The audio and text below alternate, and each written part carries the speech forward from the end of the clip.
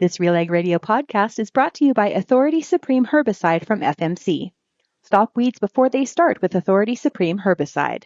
This dual-action pre-emergent solution delivers extended control of tough grassy and broadleaf weeds in field peas, chickpeas, and soybeans. Apply pre-seed or up to 3 days after seeding. See your retailer or visit ag.fmc.com today.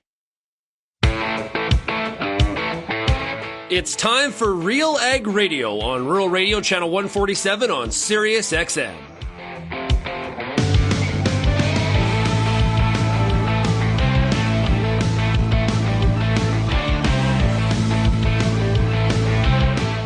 RealAg Radio and RealAgriculture.com is your home for insight and analysis of the issues that are impacting your farm business. Let's get real and get connected with RealAg Radio.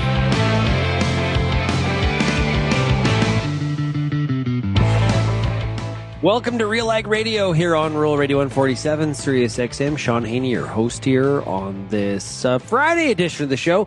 Thanks so much, everybody, for making RealAg Radio and Rural Radio 147 a big part of your workday. Thanks a lot for joining us. Also, big shout out to everybody listening out there on the RealAg Radio podcast. Of course, you can get this podcast wherever you get your podcast. Best way to put it, just search RealAg Radio, whatever platform you are using.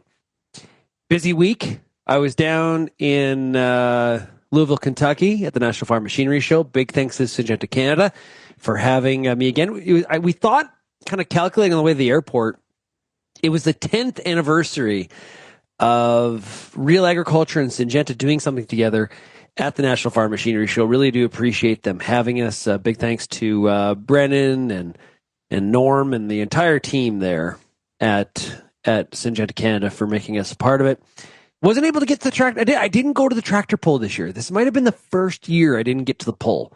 But for a lot of people, I almost wonder for a lot of people to go, is it more about the farm show or is it more about the pull? There's some, like, if you've never been to a tractor pull or talked to somebody about the tractor pull, that's a big deal. Like, people are passionate about tractor pulls.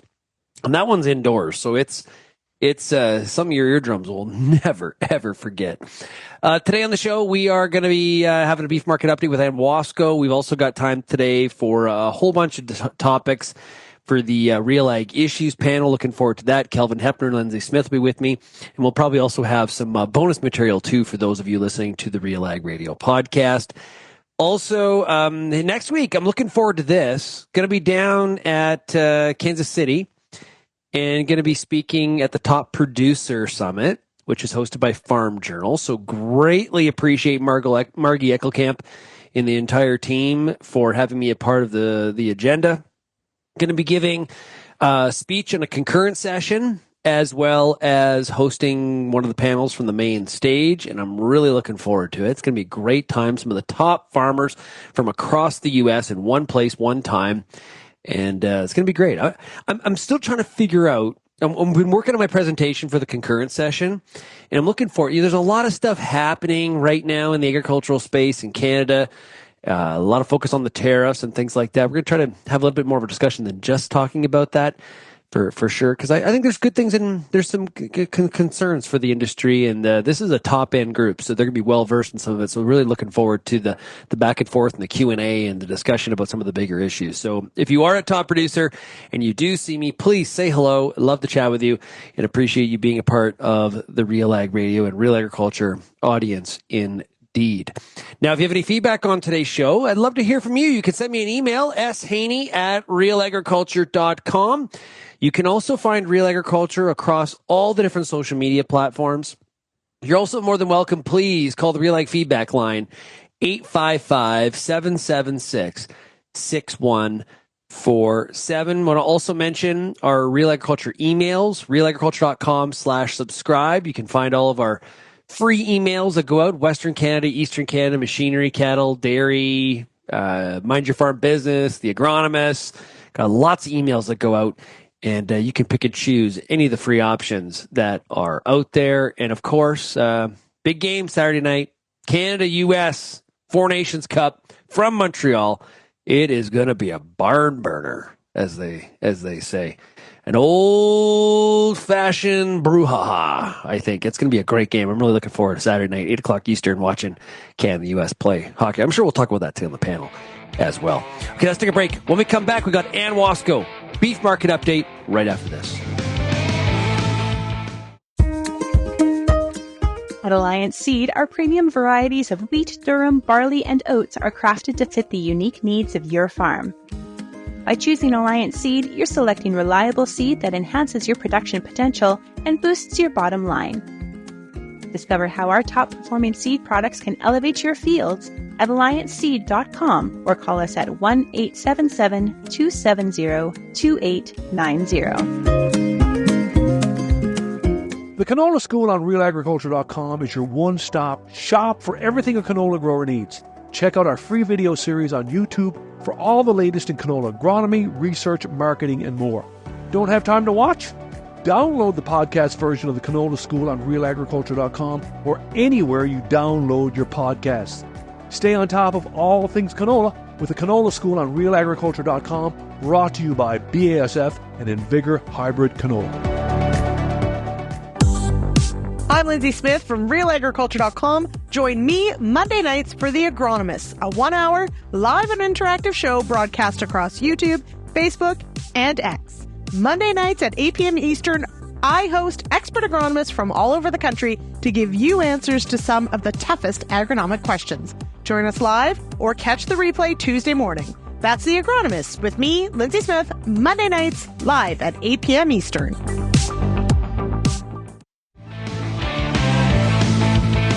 Welcome back to RealAg Radio. Hey, FP Genetics brings new seed genetics to Canadian farms, empowering growers to thrive in ever-changing conditions. Visit fpgenetics.ca to discover FP's dynamic portfolio of seed and how to contact your local territory manager. Gain a genetic advantage and experience the next wave of FP Genetics. You can find out more. Again, that website is by going to fpgenetics.ca.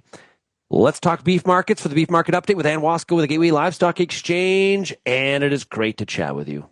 Good day, Shaun. Good day. Hey, how was CattleCon? Hey, it was good. I mean, they're always good. There's always lots going on. There's so many people, whether it's the trade show, the meetings, the inspirational speakers, there's just so much. And of course, with everything going on right now, it was very full couple of days. Yeah, I was riddled with jealousy. My container was full of jealousy. I don't think anybody cares. I know. But Lyndsey made me feel better that I was missed. And then I said, by who? And she sort of had trouble filling in the gaps there. But yeah, all of our CattleCon NCBA coverage can be found at RealAgriculture.com. And make sure you subscribe to our cattle email by going to RealAgriculture.com/subscribe. Okay, and let's get a bit of an update here on what's going on in the cash markets this week. Well, this was one of them weeks. U.S. markets faltered. They were off $2 to $3 in the south. Texas, Kansas, 202, 203 earlier in the week, but mostly 202 here late. In the north, Nebraska region, 203 live. They were 320 to 321 delivered dress. So compared to the previous week, Shaun, that's $7 to $8 lower. So 2 weeks ago, kind of making the high, and we've settled off this week. We've seen packers cut kills, not all that surprising for this time of year, but that certainly has slowed down the production rate. It wasn't enough to keep that cutout supported. The choice cutout this week lost $6.50. 317.40 is where it closed at last night, and the select is back about $7.50, which is pretty typical for February. Now, going to Alberta, we did hold the fat cattle market steady in Alberta this week, 460 delivered draft. So that was a good sign. We've narrowed that basis. It's still a weak basis, but January and the first part of February was very much in the -$30, -$25 area. So we've narrowed that up. So that's good. The other piece I wanted to just mention, we've had carcass weights, and this is a little bit different than the U.S. The Canadian steer carcass weight has been running below early 24 pretty substantially. So last week's weight, just to give you an idea what I'm talking about, was on the steers was 941 pounds dressed. That's down 42 pounds from the same week a year ago. So two things. Last year, we came into 24 behind in our marketings. We weren't current. and we struggled with it all through that first quarter of 24. This year is not that way. We came in current. We got current through December, sold lots. Our marketing rate was good, both exports and domestic. And then I also got to wonder too here in the last 2-3 weeks if weather's not playing we've had some really nasty cold weather in in lots of areas, but certainly in cattle feeding areas in Western Canada, and just how much that's playing into weights, maybe even more so as we go forward. And so the theory there is it's been so cold, cattle have had a hard time. They've used some of that energy to warm, to keep themselves heated. Exactly. Haven't put the final pounds on that we would see at the back end of the feeding period. Correct. That's exactly what I mean in terms of that gain as we get into these super, super cold temperatures for this length of period of time. So again, time will tell. We'll watch that data. But right now, that bottom line in terms of that 42 pounds less than last year, that's producing less beef every week versus what we were doing last year. So a little bit on the friendly side in terms of that overall production piece, just looking at tonnages. What about packer slaughter rates, Canada and the U.S. here as of late? Well, they're losing money, Shaun, right? So that's going to be their first line of defense. When a packer's losing money, he's going to pull back on kill and try to support that cutout, try to force the cutout a little higher to improve his margin. It helped until this week. But then the other piece is just, as we go forward, they're going to be trying to match what's going on in the cash market to what they're doing on the P&L side. So packers have been in the red, and that's what they do when they lose money. They cut kills. Let's talk about imports and exports. We got beef. Let's start with feeder cattle, though. Feeder cattle imports. Yeah. A lot of year-end data came in here since we've talked last time. So just want to update everybody. We did get the entire 2024 feeder cattle imports. So this is cattle coming from the U.S. into Canada to be fed. And it ended up being up 25% from 2023 at 359,000 head. So the second biggest ever on a net trade. So we do export feeder cattle as well, but on a net basis, we hit 255,000 head in 24, and that will be the biggest net import year ever for Canadian feeder cattle, feeder cattle imports. So pretty important, in terms of obviously that was a key piece of Canadian cattle feeders filling pen space. We've talked about, we'll get our Canadian cattle inventory report out probably by the next time we talk. But the smaller cow herd, smaller calf crop, how do you fill these pens? Well, that's what Western Canadian feedlots have been doing. They've been importing feeder cattle to fill those pens. On the beef side, so let's move over to beef. We might have mentioned this. So for the year, we were down 2%, which is better than I think we thought we would be. On the import side for 2024, we were up 13%. That's the biggest import year since 2013. We kind of knew that was going to be happening. We've got these strong called cow market. Our manufacturing beef market in North America, including Canada, has been very strong, very attractive for Australian and New Zealand imports. That storyline, I think, continues as we head into 25. Already we've got the January import data, and it's up another 2% in terms of beef imports into Canada. So I think that's the train we're going to be on. I did want to just mention retail beef prices. We just got in the December numbers from StatsCan for beef, pork, and chicken. And interestingly enough, December's retail beef price was actually down 8% from November. If you remember November, we had a big pop-up. So it backed off a bit in December, while both pork and chicken were up. Pork was up 10% in December and chicken up 7% from November. So these markets, as I've always said, they don't go straight up or straight down. And this was another clear indication where we did gain back a little bit of leverage on the retail side, if you will. So that was kind of the news I had for you today, Shaun, in terms of numbers released from StatsCan. Yeah, one of the interviews that we played on Monday's episode of RealAg Radio was the discussion that Lyndsey had with Matt Makins from Makins Weather. And I would say for a lot of people in the for sure the ranching industry, there's a major concern about some of the dryness predictions that Matt. I love Matt. I didn't like what he said. No, Matt does, in my opinion, Matt does a very good job on on the weather in terms of his work for the cattle organizations on both sides of the border.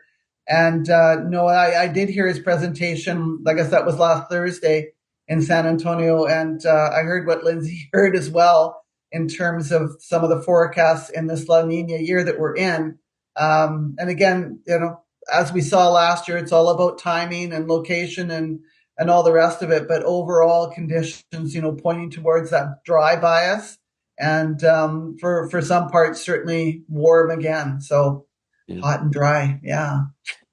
Well, Ann, really do appreciate you joining us here today for the beef market update. Have yourself a great weekend as many people try to shovel their way out of whatever they've been dealing with on Eastern Canada, just getting pumped with snow as well as parts of the Northeast. So, well, can I close with this? Yeah. Happy Valentine's Day. Well, yes. Happy Valentine's Day to you. Okay, we'll end on a good note.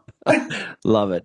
Okay, that's Ann Wasko, the Gateway Livestock Exchange. We got the RealAg Issues Panel coming up. Kelvin Heppner, Lyndsey Smith, standing by, and we'll do that when we come back.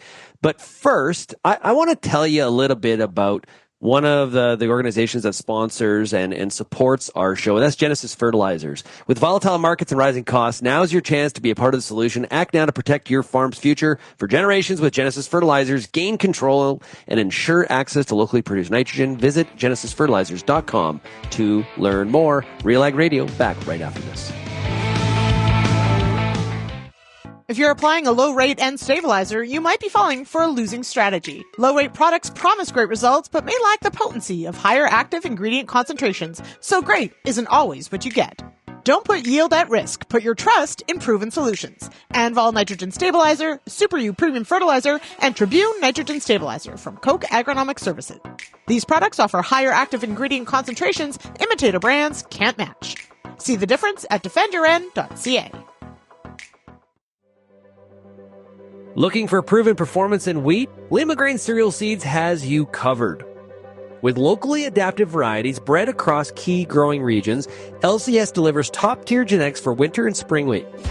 In 2024, LCS farmers swept 12 national wheat yield contest categories and won the Bin Buster Award for the 4th straight year. Learn more by going to limagraincerealseeds.com.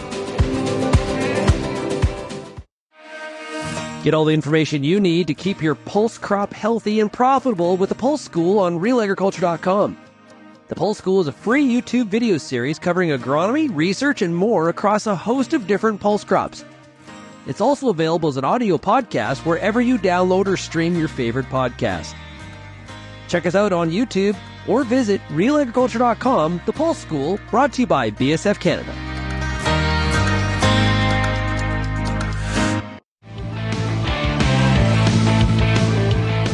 Welcome back to RealAg Radio here on Rural Radio 147 Sirius XM. Hey, Blackhawk EVO from New Farm. Blackhawk EVO is the next evolution in pre-seed burn-down herbicides powered by Duplasyn technology.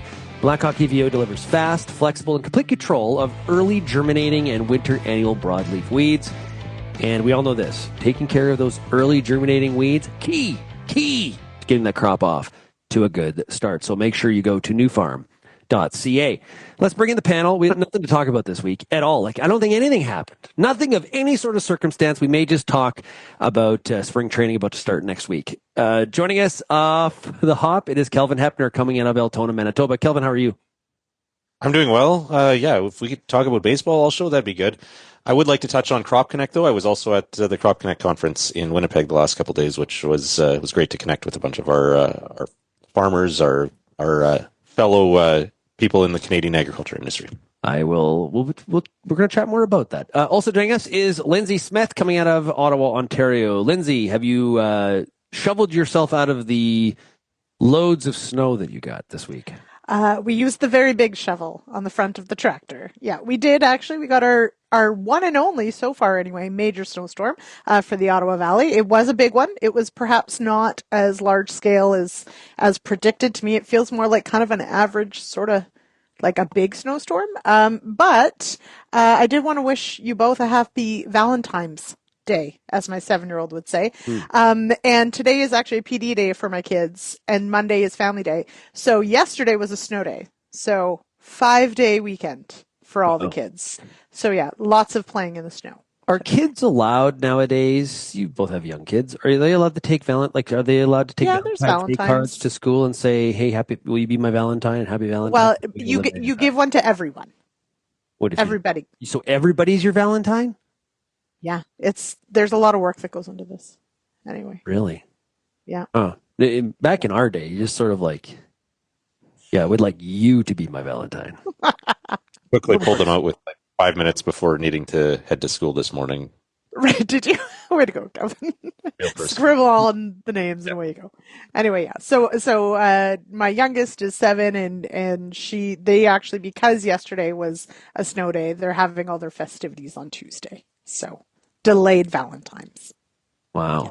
Okay, well, happy Valentine's Day to everybody out there. Yeah. Yeah. And Wasko and I were talking about, she said happy Valentine's Day too, so. See?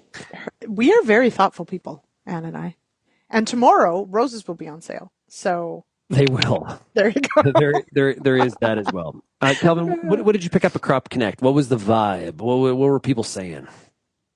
Well, I think people were excited to talk about anything except for tariffs, as certainly that's top of mind. It's right there on everybody's minds, but I think it was pretty close to unanimous in terms of feeling a little bit tired of this issue and just kind of wanting to focus on other things, as it's impossible to just focus on the risk to people's businesses and livelihoods here in the meantime with this tariff threat hanging over everything. Yeah. Lyndsey, you were at Canada's Ag Day. You're at the Future of Food event in Ottawa. Right. What was the vibe there? Similar, but different. Realistically, you couldn't have an event like that and not talk about tariffs and our relationship with the U.S., et cetera. So that was a big part of it. But, a big part of it was also, what can we do? What can we focus on? I think there is an overwhelming sense of, yes, all of this stuff is happening. And we do have people doing things, et cetera, and we have to think about it, prepare for it, et cetera. But there's also a whole bunch of stuff that is like well within our own purview that we can focus on and we can do things on. And that was sort of one of the messages is let's focus on what we can do and what is within our control. And not completely get swept up in the what ifs. So what is in our control? Like what are those things? Yep. What are people talking about? So things like our own, making the most of our own opportunities, things like addressing some of the challenges we have in this country of, infrastructure, red tape, et cetera. There's, if anything, it's a motivating factor for some of the things that as an industry we have wanted to perhaps move on or make use of or et cetera. Perhaps this is a motivating factor of like, look, there are things that Canada could be capitalizing on. There are projects that Canada maybe should be moving forward on. Perhaps this is the impetus to actually do it and focus on our own productivity, our own goals. Why say perhaps though? Like, so that isn't. Well, I'm saying that. I'm not saying everybody else did. It's because that's how I talk, Shaun. I guess though, I will preface it with, it's one thing to say it. It's another thing to make it all happen, right? Yeah. So I guess that's where that ends up is that what I did get a sense from some of the conversations, and I have to say, great event.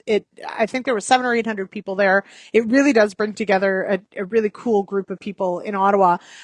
And there was still a sense of, our current government, this Liberal government, the Trudeau government, having gotten in the way of doing a lot of the things that people would like to have been doing. So that was something that was definitely talked about, was that, it's one thing to be encouraged and have, this new energy towards making, things happen. We still have to have the pieces in place to make it happen. And part of that is going to be what happens at a federal level, for sure.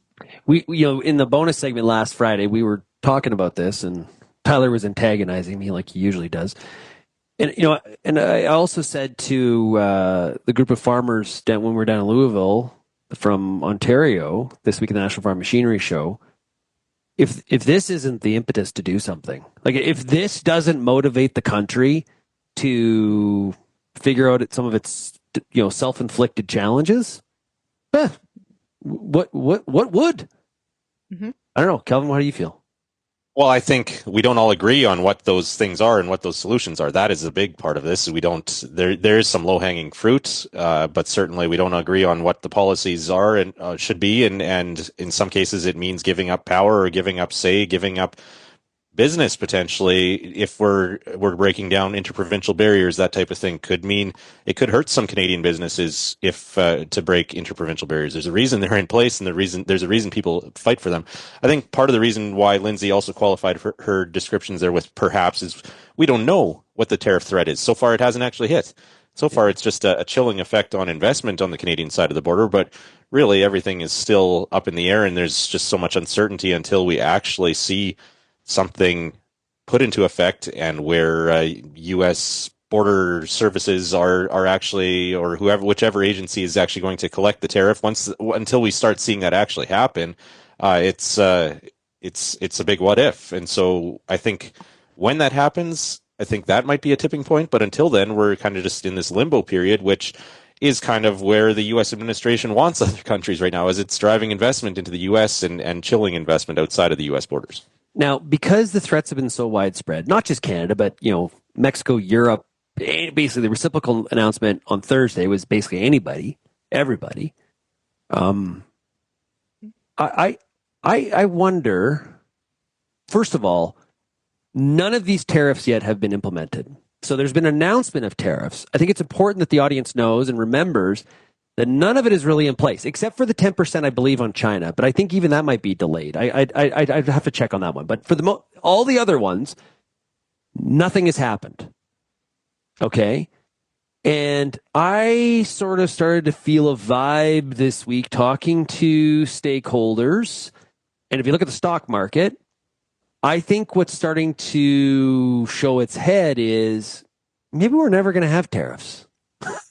Now, I'm not suggesting that's going to happen. I think we are going to see. But if I was sitting in the White House and I was the Trump administration and providing advice, I would probably suggest a few things. But on this topic, I would be, we have to do this.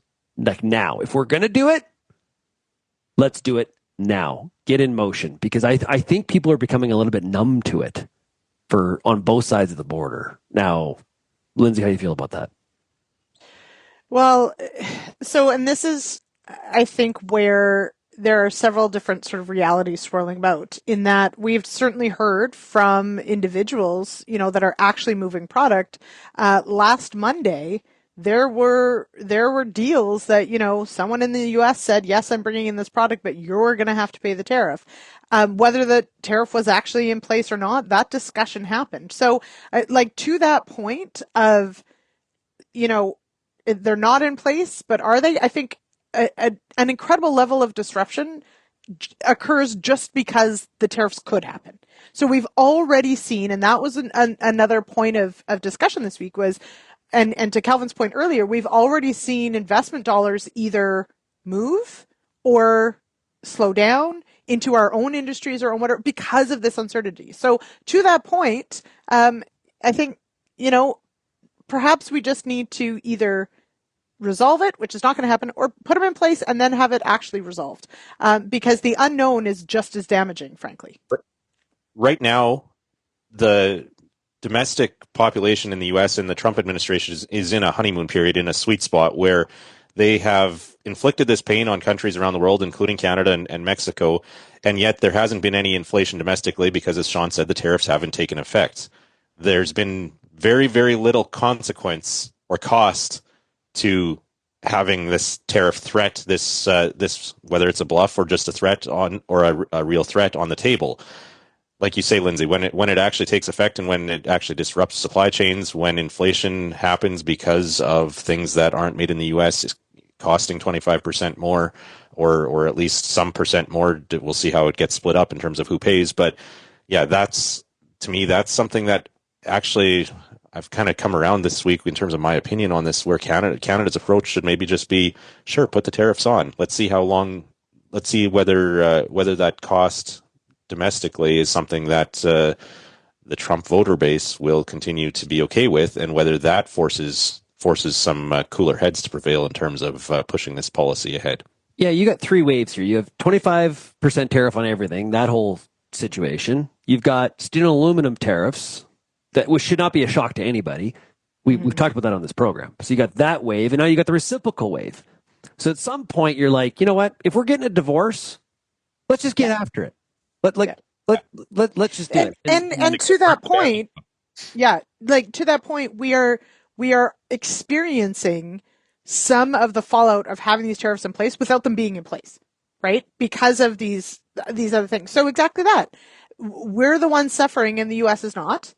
And we know that this isn't a good thing for Canada. No one's saying that it is, but realistically, my dad has a term for it and that I can't say on the radio, but it's to do something or get off the pot. So there you go. Now, what's the quickest way through this? That from Canada's perspective, the quickest way to navigate through this might be to allow. Sure, it will hurt, and the Canadian government, Canadian society needs to make sure we look after the people that have emergency situations if tariffs take effect. Say what happens with the nearly 10,000 weanling pigs that ship south across from the Manitoba border go down to barns in Iowa. What happens with those 10,000 weanlings every week? That's an emergency situation when these tariffs take effect. If those shipments get shut down, we need to have systems in place and frameworks in place to help businesses like that.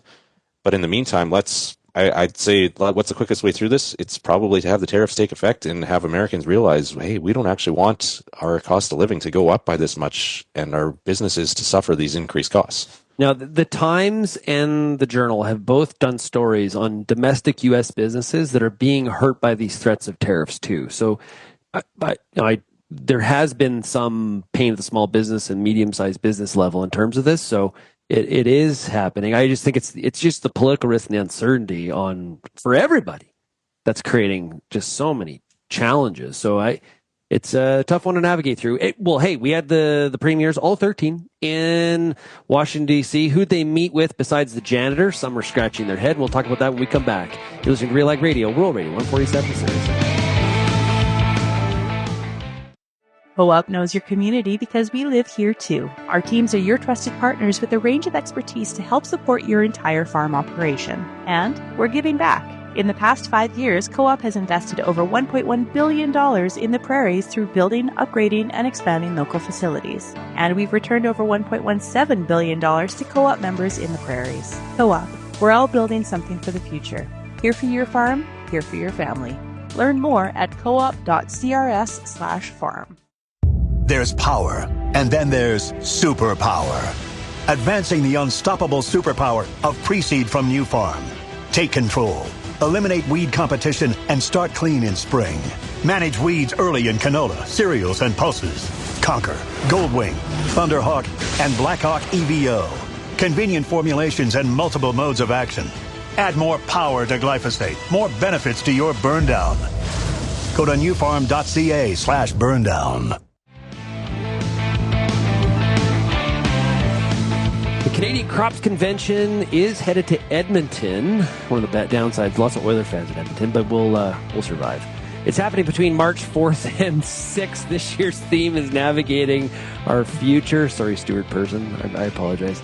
The theme is Navigating Our Future and includes a fantastic lineup of knowledgeable speakers and great networking opportunities. Check out what the Canola Council of Canada and the Canada Grains Council have planned and register at canadiancrops.ca.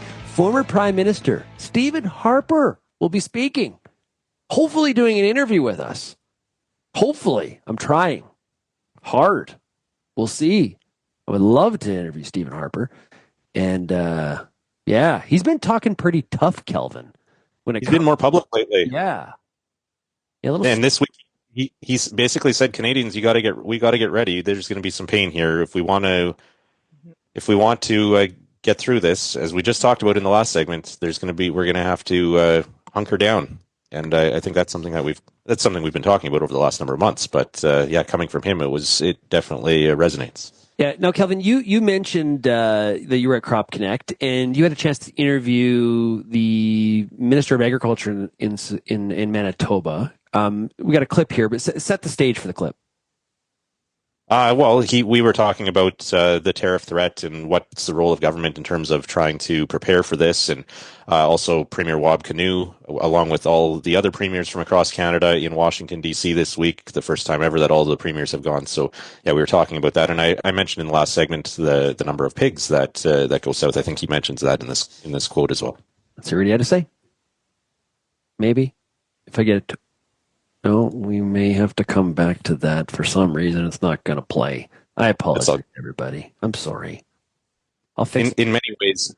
Well, we heard that you referenced, Shaun, going into the break, who the premiers met with, and there was some disappointment in terms of it wasn't maybe the most inner circle of Trump's that the premiers met with. But I know that our premier here in Manitoba, Wab Kinew, met with Doug Burgum, the former North Dakota governor, who was the Interior Secretary, and there was also it sounds like it was just a random encounter in the hallway with Mr. Musk himself, where Kinew and maybe some other premiers were just moving from one room to the other, and here's this guy wandering around in the hallway that they ran into named Elon.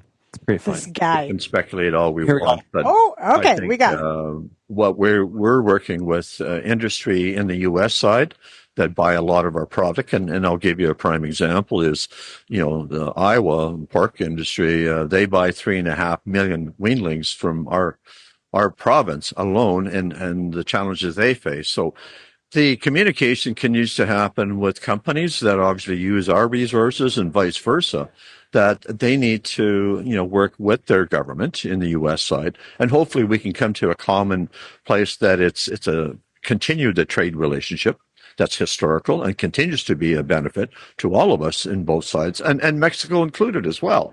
So at the end of the day, I think the question, if I could answer appropriately to your is that maybe we'll just have to wait it out for a few more days and see what the end results may be. All right. So, Kelvin, the full interview is going to be posted at RealAgriculture.com? Yeah, working on getting that up here this afternoon. But the question I'd asked him was, what's the government doing to prepare? And I was surprised almost how candid Minister Kostyshin was in terms of saying, like, basically, we're just wait and see right now because we don't know what we should do. Because, we don't know. There's just so many different scenarios on the table. But good news, though. Oh, sorry, Lyndsey, go ahead before I move on. Well, I was just going to add that, we've certainly seen of the meeting of the premiers down in DC, we've seen some pushback, people saying basically they didn't meet with anyone of substance and what a waste of time, etc. At the same time, I don't know did any of us actually think they were going to go down there and suddenly reverse all of this and solve it? No. But I think, they should actually be doing something.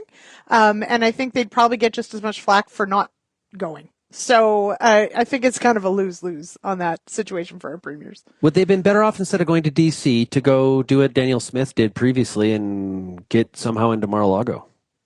Wouldn't that have been better? Trump's living in D.C. right now, so I think he was there last. He was in Mar-a-Lago last weekend.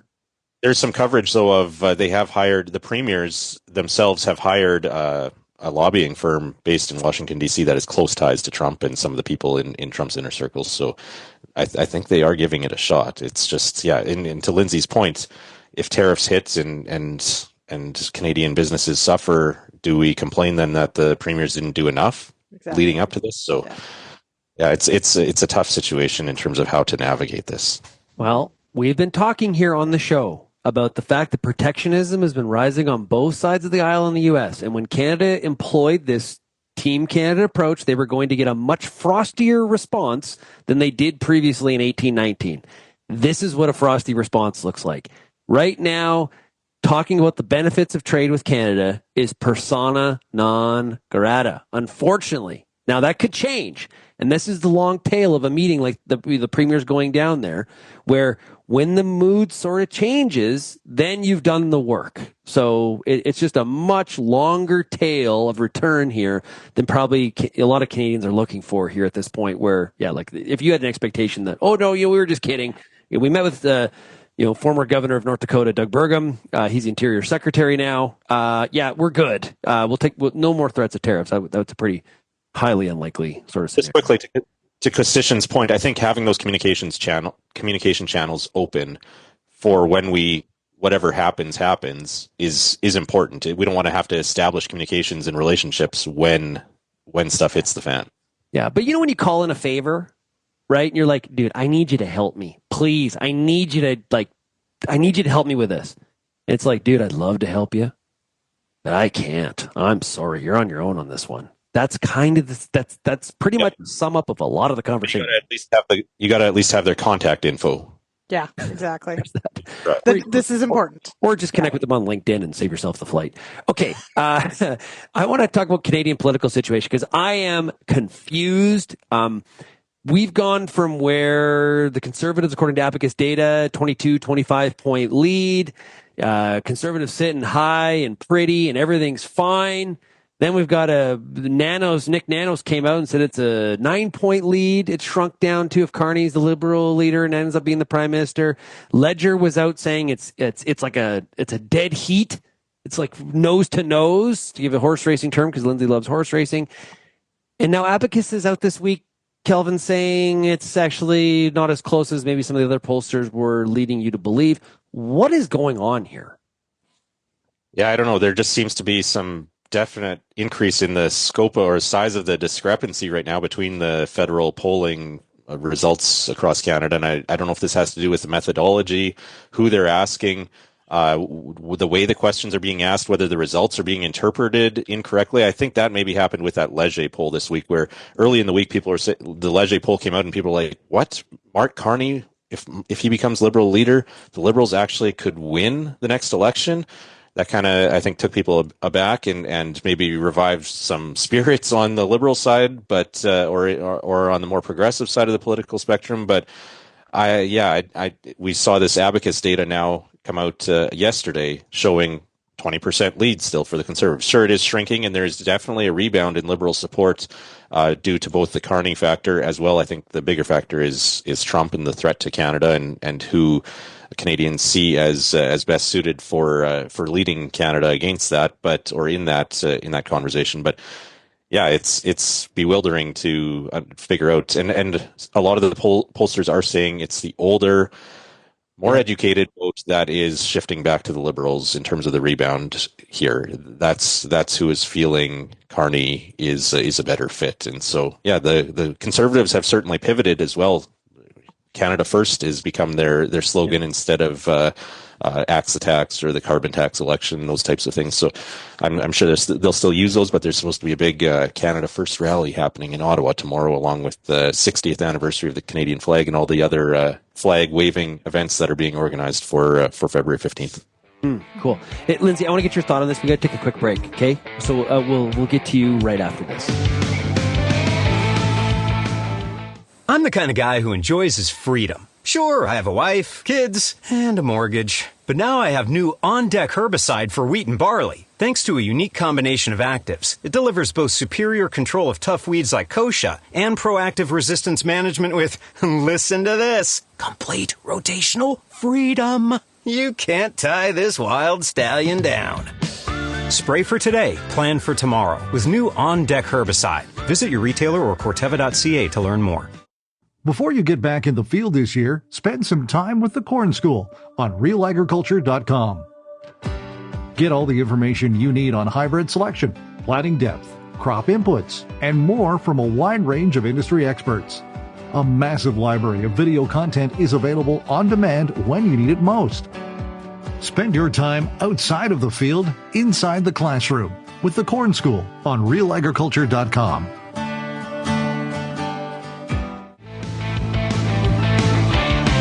And welcome back to RealAg Radio. Hey, fill up at your local co-op this seeding season. With full tanks, you can avoid the rush and start your field work at the earliest moment possible. Plus, with the Spring Early Delivery Program, you can save time and free up cash flow. Receive early on-farm delivery of high-quality fuels and delay billing at participating co-ops. Ooh. Out of practice there. Okay, we got Lyndsey Smith, Kelvin Heppner of RealAgriculture covering the biggest issues of the week. Lyndsey, I wanted to ask you, so let's just assume there's been a little bit of a fading of the Poilievre Conservative Party in relation to the Liberals, okay? Somewhat of a fade with, and Kelvin mentioned the older educated groups is exactly what David Coletta was talking about. Why? Why has the aggressive tone of the Trump administration been a negative for Polyev? Why would that be? Oh, wow. That's a great question. Probably above my pay grade, to be honest.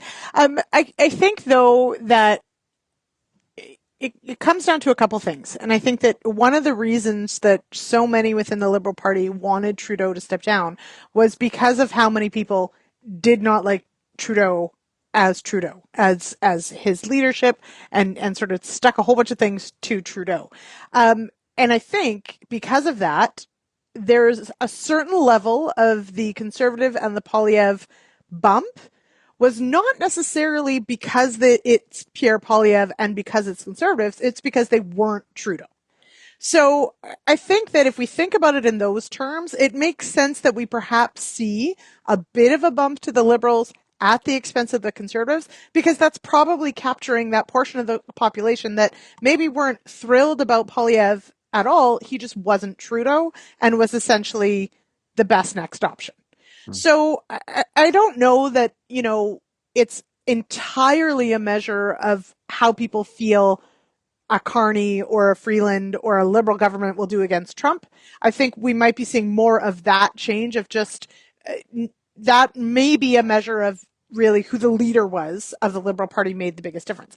That being said, what happens in the next few weeks, I think, will be more of a measure of how people feel about the leaders of these particular parties going up against Trump. Because, and I've said this before, I'll say it again, whenever we go to a federal election, likely going to be called, end of March, let's say, whenever the government actually falls, unless something drastic changes between now and then, it will be about how we view the leader of the Liberal Party, whoever that may be, against Trump or the Conservatives. Then we can get into the discussion of, is it about people think that Polyev would be worse against Trump? Do we think it'll be Carney against? I think we have to first get to that point. I think what we're seeing right now is more about, this is the bump of Trudeau leaving, more so maybe than people feeling that Carney or the Liberals will be better up against Trump. One of the things that I definitely picked up this week as a positive is that people are feeling better about profitability. I heard it from some of the corn and bean farmers from Ontario that were down there at the National Farm Machinery Show.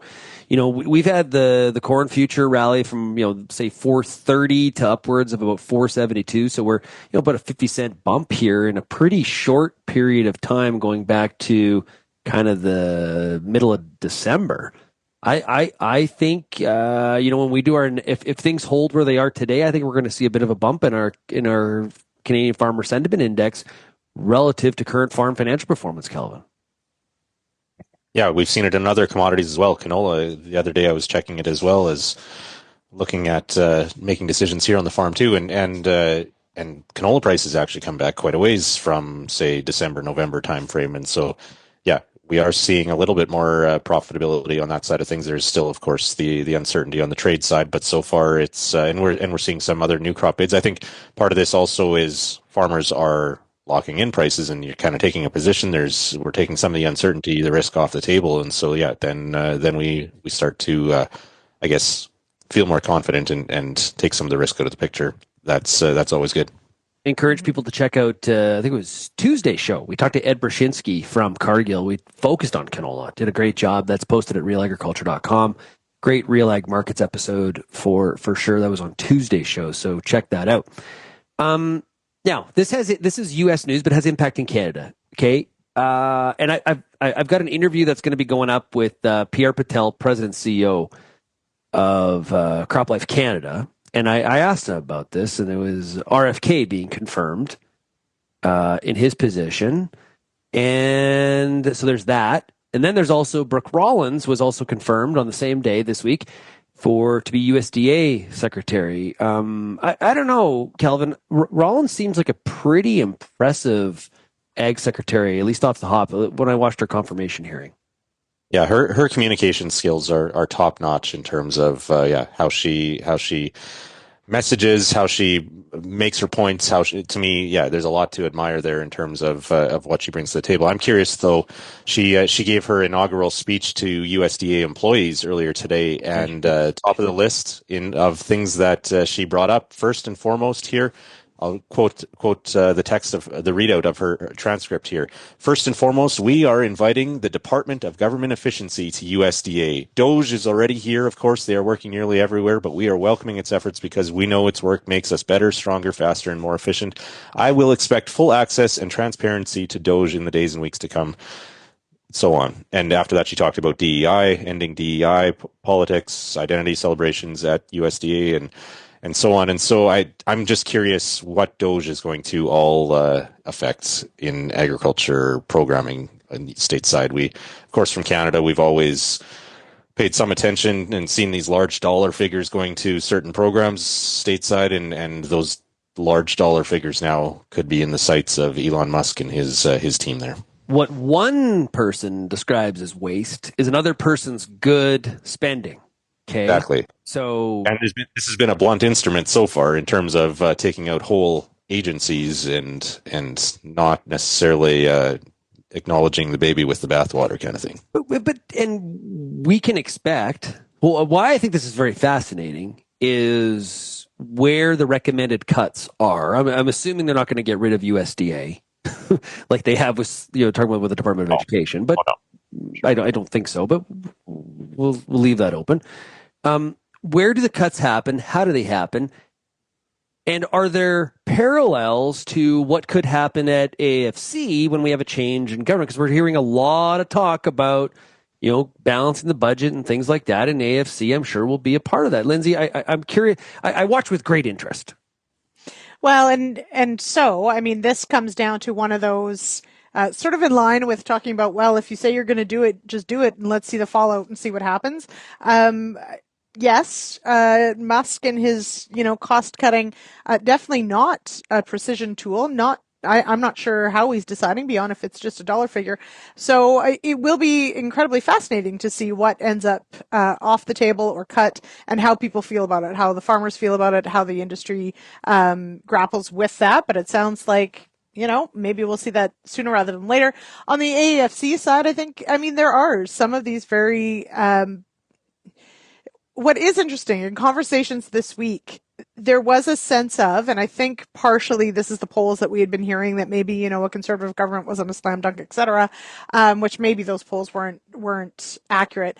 But this question of people are definitely having these conversations in Ottawa and the ag industry as to what continues, what the shift in focus might be, how, let's face it, this current government has really focused on, climate and the environment and those sorts of things. And will we see a complete 180 into other strategies, other whatever, and what happens with any of these programs that are focused on some of those? I mean, it's a legit question, and it's one that the industry is certainly asking and preparing for, because realistically, I don't foresee us getting a DOGE in Canada. We're still going to see some pretty significant changes with a change of government. That's for sure. We're gonna have something like it. I think, like it may have its own acronym. I think we're gonna have a.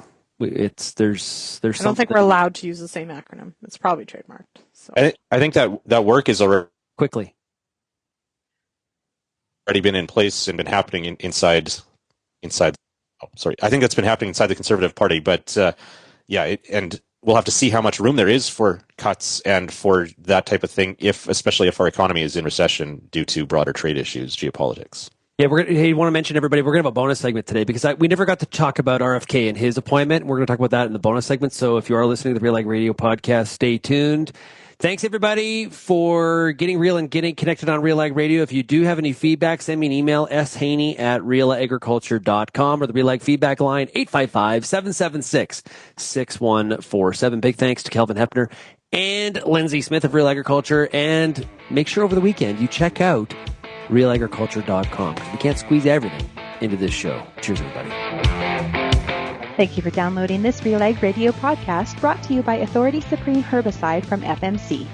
Give your crops the 2-in-1 protection they deserve. Authority Supreme's dual modes of action attack weeds early, delivering effective resistant management and prolonged control during critical growth periods.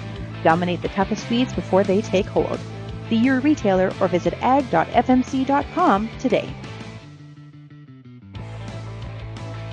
And we're here for the bonus segment here of RealAg Radio on this Friday. Continue to hear feedback from everybody. They like the idea of the bonus segment. We read some news throughout the week, which is a lot of fun. Enjoy doing that because a lot of times we can't squeeze into the show because there's so many different interviews that we're trying to get into the program. And we'll keep the tradition going here on the Friday where we just continue the discussion. Kelvin Heppner, Shaun Haney, Lyndsey Smith of RealAgriculture. And thanks, everybody, so much, like I always say at the beginning of the program, for making us just part of your day. We really appreciate it. And we have a lot of passion for it. And, I'm sure Kelvin and Lyndsey had the same experience as I did, talking to farmers throughout the week out on location. Just so much appreciation, and just appreciate people's just saying, hey, I listened to you, and thanks a lot for it means a lot to us. So never hesitate to do that and make suggestions on what we can always do better. We're always looking to serve you, the farmer and rancher, better in the long term. Okay, RFK is appointed. Yes. So now I have been telling audiences that I'm not sure he's around by Christmas because I think he's going to be massively disappointed with what he is not allowed to do and the runway he is not given and the rope he is not allowed to execute on. Lyndsey, what do you think? I think Christmas is very far away, Shaun. So, I don't know. Okay, so what do I really think? What do I think of him? What do I think of this appointment? What do I think of any of this?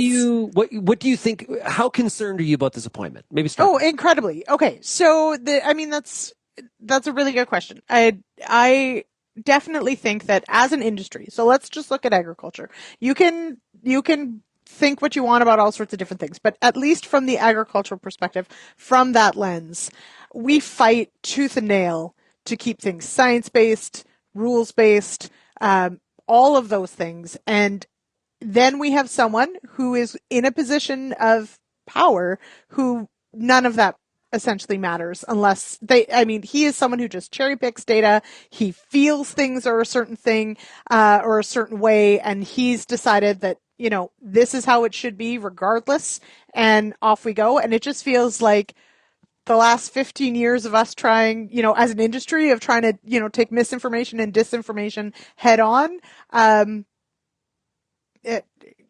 Wow. I'm really disappointed. And I'm concerned about what this actually looks like in the everyday as far as what policies get made and what things get cut, encouraged, not, etc. And I do worry, with the overall sense of what impact this has potentially on what Trump does or says, etc. Because if you've got all these people around you that are saying these things, and we know that, Trump is someone who just spouts off something and then all of a sudden it becomes, an executive order. So as an industry, I don't think it's a positive for agriculture. I have been I don't know what the word I would use to describe it. Maybe I was going to say amazed, but I'm not sure I'm amazed. Maybe surprised by the amount of farmers that are saying, let's give it a shot. Which, if you listen to some of the things that are being talked about, and what's interesting to me too, is take outside of agriculture, he does have a lot of support. I follow a lot of what I'll call fitness influencers on Instagram. They are celebrating. I'm talking it's like pom-poms and parties and backflips about some of the things that he talks about. So he does have some support, but I'm not sure for commercial agriculture, Kelvin, that this is going to be seen longer term if he's given the runway he wants. This is going to be seen as a real positive. No, and I'm curious how much runway he will get. There were some assurances made in terms of his confirmation that he won't touch certain things, the autism label on vaccines, or any changes there in terms of that connection that has been made over the decades, things like that. So there have been some assurances made. how much runway is he going to get? How much leashes is the Trump administration going to give him and the voter base in terms of making some of these changes? And I'm curious whether maybe I'm trying to take a more optimistic spin on this, but I'm curious whether he does less damage than what we think he could, just based off of what his comments have been in the past. I wonder whether I could see him like picking certain ingredients on labels and saying, hey, we can't have this color anymore in our Fruit Loops. We can't have this, things like that. Sure, it breaks with scientific precedents, but maybe not super harmful to overall the ag economy type of thing. It's if he cracks down on pesticides, and we've seen even President Trump start alluding to pesticides negatively in his speeches over weeks. Exactly. So it's how much of that leakage happens, and all of a sudden Roundup is banned, or all of a sudden something like that has a major impact on North American agriculture without the consequences being considered. That's I don't know. Maybe I'm being too optimistic and thinking of something like that. Slightly. You got to keep our sanity. I think you got to be, I don't think what you said is crazily naively optimistic at all. I think it's reasonable. Sorry, go ahead. Well, to me, it just, I don't think, I think there are the majority of people, like including all those fitness influencers, realize we have a problem in North America with our health, and we have problems with obesity and diet and all those types of things. And so I think people are not happy with status quo, many farmers included, not happy with the status quo of our food system, and that there need to be changes. It's just, again, a matter of, we're not happy with the status quo, but what are the solutions? And that's where we disagree. And that's where I think so far RFK is resonating, because he says he's not happy with the status quo. But in terms of actually coming forward with solutions, that's where the rubber will have to hit the road. Here's my problem. Is it the food system? There's a lot of very, very healthy, fit people in Canada and the United States. Okay? They're eating food. They're going to the same grocery store. They're going to the same restaurants. But part of this is we're looking for somebody to blame. I was at a gym last night in the U.S. full of fit people, healthy people. Like I said, going to those same grocery stores. It's about their choices. So, this is sort of like the discussion about farm management. Or where are we better off to spend the dollars? And maybe we're better off to spend some dollars on food education and eating education as it applies to kids in school and things like that. But then we're going to get into the whole indoctrination scenario where people are going to make that accusation. It's about portion sizes. It's about other things you do in your life. It's about, getting off the couch and doing exercise versus relying completely on Ozempic. There's a whole bunch of things to discuss here besides just saying food system broken. I don't like the amount of ingredients that are on my package of cookies. I agree 100%, Shaun, with what you're saying. That's not what sells in politics. I know. Yeah. We want to blame our problems on other people. We want to blame our problems not on ourselves. Yeah. We don't like accountability. We don't like things that aren't easy. But that doesn't sell in politics, and unfortunately, the people winning in politics these days are the ones that like to blame the system, blame others. Well, now we're not being optimistic. I'm optimistic about beef tallow. Get yourself greased up. But beef tallow, but it's great. There's nothing wrong with beef tallow. That's right. Yep. There's also nothing wrong with soybean oil. Mm-hmm. That's where you lose them. There has to be a winner and a loser, Shaun. So if beef tallow is great, then something else has to be bad, apparently. Yeah. Could you imagine being at the Crop Life America office? It was last Wednesday when, I can't remember what press conference it was, where President Trump said, RFK keeps talking about the pesticides and autism. Maybe it does cause autism. I don't know. It could. I'm not sure. This is what I'm saying. It was just the man says something, and all of a sudden, it's policy. Crop Life, probably cool. Yeah. And it's not what we want. It doesn't serve. It doesn't serve us. And so there's also a difference. One of the challenges here too is what you want to be your reality is not always possible.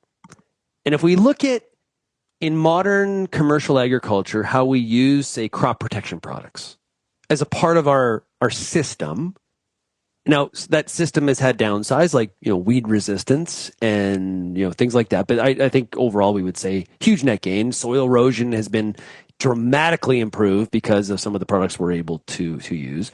We're hanging on to these products. If tomorrow we said, like, most farmers you talk to, it's like, price of chemical. It's crazy. It's so expensive. And they're concerned about their relative to their margins. Just saying, hey, we don't need them and we shouldn't have access to them, that's a stark reality that I'm not sure is possible. And then all of a sudden it does set the industry, and you want to talk about farmers' bottom line being in trouble. What are you doing with Palmer Amaranth? What are you doing with water hemp? What are you doing about kochia? If we don't have access to some of these products, that's a whole nother bailiwick of stuff for us to chat about. What are you doing about food prices if everybody's going regen or organic? Well, there's that too. But that is, yeah. I'm curious how they navigate cuts to the Inflation Reduction Act programming for agriculture while enhancing regenerative agriculture funding. Isn't that a lot of overlapping policy in terms of what it looks like at the grassroots level? There is, and I've always thought kind of the RA is going to have a bit of a rebranding. There's already another bill, I think a couple different bills that are talking about the boosting regenerative practices. That's in line with this. It's just coming from a different political side. Nothing. The money's still going to flow. It's just you're justifying it differently. I don't know. It's crazy. Interesting times. And that's a cop-out. Kelvin always gives me crap. Interesting, but... Well, this is bringing full circle to the beginning of our panel this afternoon, and that I think we're just getting tired. Everybody's tired. I think people on all sides, political spectrum, it's just, this pace is tiring. And we're on week 3, everybody. Buckle up. Yeah. We got to figure out ways of navigating the hurricane. Here's the thing, people. It's not good for Canadian farmers' access to crop protection products and technologies if it becomes more difficult get them registered in the U.S. Yeah. Because then what you're saying, you're definitely not going to the size of market that Canada has if you're not intending to put that technology into the U.S. Like, that is a bad case scenario for Canada's access to some of these new products. They're going to go elsewhere. And so the thickening of, we have bitched and moaned in Canada for a long time about PMRA and the slowness at which we work in this country. And if that registration process becomes really thick in the U.S. at EPA because of, Make America Healthy again, that's a problem for Canadian registrants, I think. Make sense? Yeah, Canadian market's not large enough, and I think we're also regulatory is one issue. That's more medium to long term. I think in the short term, tariffs on China are already going to impact. U.S. tariffs on China could impact crop protection pricing here in Canada as well in the short term, as some we know a lot of those ingredients still are coming from China, and if they face a tariff into the U.S., that pricing across the border here is certainly there will be arbitrage opportunities that will raise pricing on the Canadian side as well. Yeah. Okay, to wrap up with this, how pumped are we about this Four Nations Cup we've been watching? Are we enjoying it? Yep. Why does it have to start so late, though? 8 o'clock my time, you guys. Do you know how hard it is to stay up late? Prime time. Okay, Lyndsey's version of late. It's like an Ontario problem. Sounds like it is an Ontario problem. But I will say personally, and I know I'm huge sportsing, I do like hockey, and we watch a lot of hockey, and so it is a lot of fun. We're enjoying it so far. The crowd dynamic is interesting, but the hockey itself, it's fun. There's lots of Sens playing, so it's good. I had a friend that was at the game last night between Finland and U.S., and he described the pre-game atmosphere as electric. Mm-hmm. Yep. Yeah, it's to me. When's the last time we saw the best players in the world playing together and trying, like putting in the effort? Not an all-star game type of atmosphere. There's intensity there, and you watch the U.S. Finland game last night. Some of those American players, just the skill level on the ice. I'm not sure we've ever seen that much skill on the ice at one time. you talk about the Canadian roster the night before too. So, and of course they meet tomorrow, and in the thick of all of this geopolitics that's happening, and what's been happening with the anthems, it could be a bit of a circus tomorrow, and hopefully it's not too damaging. I think Canada's got a lot to prove. We have not fared very well against the Americans the last couple of World Junior tournaments. They have outskilled us. We have a lot of skill on the Canadian team. I think Hockey Canada has a lot to prove on Saturday night, and you could bet both sides are highly motivated. There's nothing that American hockey loves more than showing that Canada doesn't own this sport. Probably for too long, we've taken it for granted that we do own it, and I think it's going to be epic. I think it's going to be just epic. Well, yeah, the game will be. Guys.